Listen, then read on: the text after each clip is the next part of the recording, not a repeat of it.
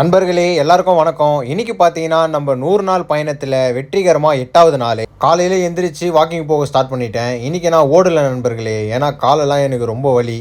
வழக்கம் போல் ஒரு ரவுண்டு நடந்துட்டு 10 ரவுண்டு ஓடலான்னு தான் நினச்சேன். ஆனால் இன்னைக்கு 10 ரவுண்டுமே நடந்துட்டேன், ஏன்னா கால்லாம் ரொம்ப வலின்றதுனால. நண்பர்களே, நடக்கிறோமோ ஓடுறோமோ காலையில் எந்திரிச்சு இந்த மாதிரி பார்க்கெலாம் வந்துட்டு ஒரு சின்னதாக ஒரு உடலுக்கு பயிற்சி ஏதாவது கொடுத்தாலே போதும், மனசுக்கு ரொம்ப இதமாக தான் இருக்குது. அதுக்கப்புறம் வீட்டுக்கு வந்துட்டு நம்ம சென்யூரிட்டா இருந்தார், அவர் கூட கொஞ்ச நேரம் விளையாடிட்டு சட்டையை அயன் பண்ண தொடங்கிட்டேன். ஏன்னா இன்றைக்கி நம்ம எங்கே போகிறோன்னு பார்த்தீங்கன்னா இட்லி கடைக்கு தான். இட்லி கடைன்னு சொன்னதும் சாப்பிட்ற இட்லி கடைன்னு நினச்சிக்காதீங்க, நம்ம தனுஷ் ஐயா நடித்த இட்லி கடை தான். படம் யாருக்கு பிடிக்குதோ இல்லையோ, ஆனால் எங்களுக்கு ரொம்பவும் பிடிச்சிருந்தது. இன்டர்வெல்ல எக் பப்ஸ் வாங்கி சாப்பிட்டுட்டு படத்தை பார்த்துட்டு அங்கேருந்து கிளம்பிட்டோம் நண்பர்களே.